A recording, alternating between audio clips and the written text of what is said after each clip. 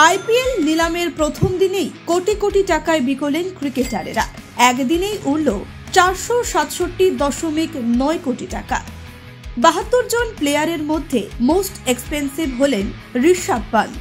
27 কোটিতে ঋষভ পন্থকে কিনে নিল লখনৌ সুপার জায়ান্টস।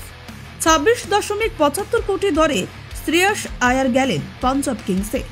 ভেঙ্কটেশ আয়ারকে 23 কোটি টাকায় নিল কলকাতা নাইট রাইডার্স। আইপিএল 2025-এর মেগা নিলামের প্রথম দিনেই ভেঙে গেল আগের সব রেকর্ড। ক্রিকেটারদের যত দর এবারে উঠছে তা অতীতে কখনো দেখা যায়নি। এখনো মোস্ট এক্সপেন্সিভ প্লেয়ার হলেন ঋষভ পন্থ। 27 কোটি টাকার দরে দলে টেনে নিয়েছে লখনৌ।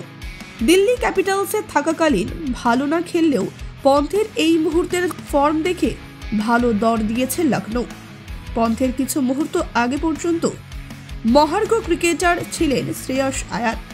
তাকে 26.75 কোটি টাকায় কিনে নিয়েছে পাঞ্জাব।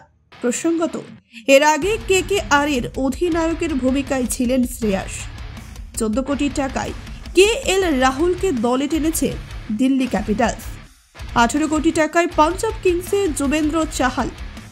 12.25 কোটি টাকায় গুজরাট টাইটান্সে গেলেন মোহাম্মদ সিরাজ। 10 কোটি টাকায় সানরাইজার্স হায়দ্রাবাদে মোহাম্মদ শামি। এখনো পর্যন্ত দিল্লিতে 11.75 কোটিতে মিচেল স্টার্ক গেলেন। 10.75 কোটি টাকায় গুজরাট টাইটান্সে কাগিসো রাবাডা।